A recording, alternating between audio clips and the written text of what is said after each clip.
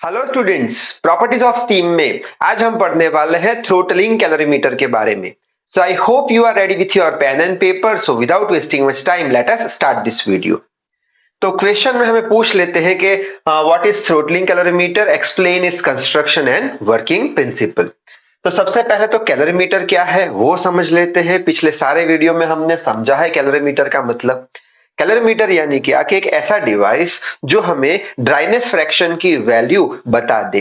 Dryness fraction को हम x से डिनोट करते हैं। ड्राइनेस फ्रैक्शन यानी क्या, जो स्टीम है उसके अंदर कितने वाटर पार्टिकल्स है और कितने वेपर पार्टिकल्स है, अगर वो हमें जानना है तो हमें कैलोरीमीटर का यूज करना पड़ेगा। क्यों? क्योंकि कैलोरीमीटर ड्राइनेस फ्रैक्शन मेजर कर देगी, जो कि एक्स होगा। एक्स हमें बता देगा कि वाटर कितना है और वेपर कितना है। ठीक है, तो कैलोरीमीटर का मतलब तो समझ में आ गया।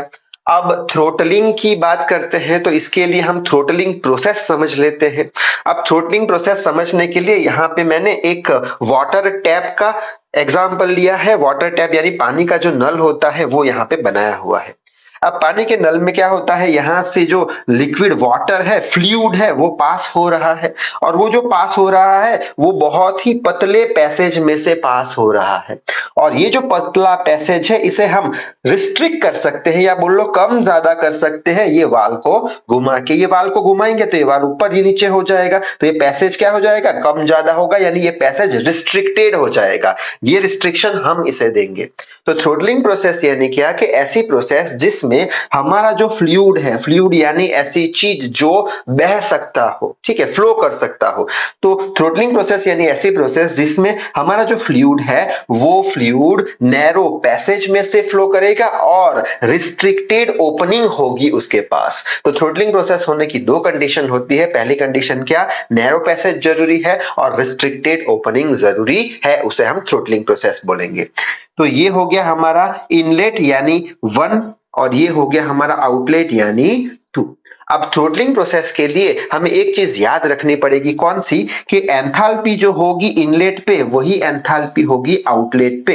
यानी यहाँ पे जो थ्रोटलिंग प्रोसेस हुई, थ्रोटलिंग प्रोसेस यानी क्या, फ्लूइड पास हो रहा है नैरो पैसेज में से, रिस्ट्रिक्टेड ओपनिंग है उसके पास। तो थ्रोटलिंग प्रोसेस के पहले जो एंथैल्पी होगी वही एंथैल्पी थ्रोटलिंग प्रोसेस के बाद भी होगी। ठीक है, यानी कोई एक स्टीम है हमारे पास, तो स्टीम के पास जो थ्रोटलिंग प्रोसेस से पहले जो एंथैल्पी होगी वही एंथैल्पी स्टीम के पास होगी थ्रोटलिंग प्रोसेस के बाद, यानी H1 is equals to H2। यानी थ्रोटलिंग प्रोसेस में हम क्या बोल देंगे, enthalpy before throttling process is exactly equals to enthalpy after throttling process. ये याद रखना जरूरी है। ठीक है, अब शुरुआत थ्रोटलिंग प्रोसेस का मतलब समझ में आ गया। अब शुरुआत करते हैं थ्रोटलिंग कैलोरीमीटर की।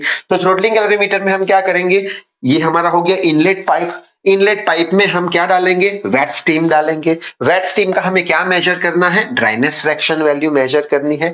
तो यहाँ पे एक बात याद रखना कि थ्रोटलिंग कैलोरीमीटर में हमेशा वेट स्टीम का ही यूज होगा और कोई भी स्टीम हम यूज कर सकते नहीं। ये एक लिमिटेशन हो गया कि अगर थ्रोटलिंग कैलोरीमीटर से हमें ड्राइनेस फ्रैक्शन मेजर करना है स्टीम का, तो स्टीम हमेशा कैसी होनी चाहिए, वेट ही होनी चाहिए, तभी जाके हम ये कैलोरीमीटर यूज कर पाएंगे। ठीक है, आगे बढ़ते हैं।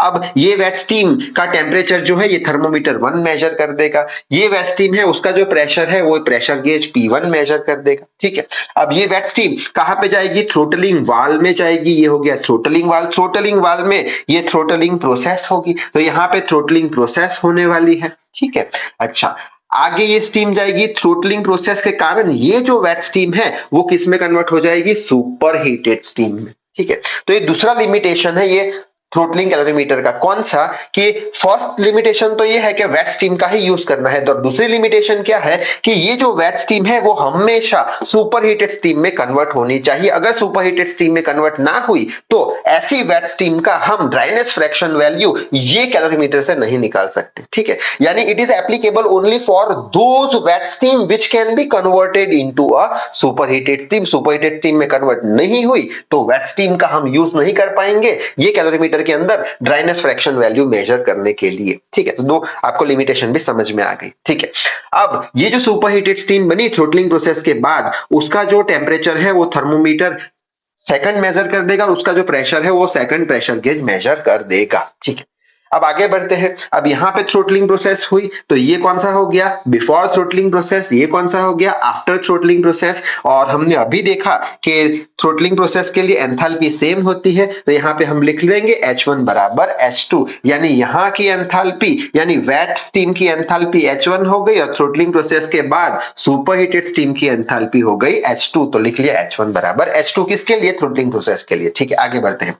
अब H1 किसके लिए है, वेट स्टीम के लिए, तो वेट स्टीम का एंथैल्पी का इक्वेशन हमें पता होना चाहिए, याद रखना है, डेरिवेशन है नहीं कोई भी आपके सिलेबस में। तो एंथैल्पी ऑफ वेट स्टीम क्या होगी, HF प्लस एक्स HF जी, याद रखना।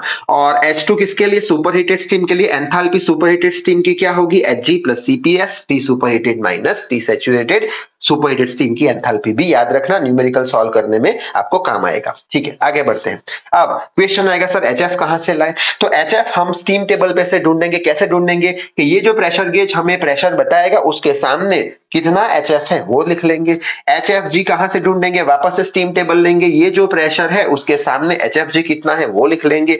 X तो हमें मेजर करना है ये कैलोरीमीटर से, ड्राइनेस फ्रैक्शन वैल्यू। ठीक है, अच्छा अब क्वेश्चन आएगा सर Hg कहां से मेजर करें, कहां से वैल्यू उसकी ढूंढे, तो Hg ये साइड का है, H2 साइड का है यानी सुपरहीटेड साइड का है, तो Hg हम स्टीम टेबल पे से ढूंढेंगे। कैसे कि ये जो प्रेशर है उसके सामने जो भी Hg होगा वो देख लेंगे स्टीम टेबल पे से। Cp ऑफ स्टीम कितना होगा, हमेशा 2.1 किलो जूल पर केजी केल्विन हमें लेना होगा।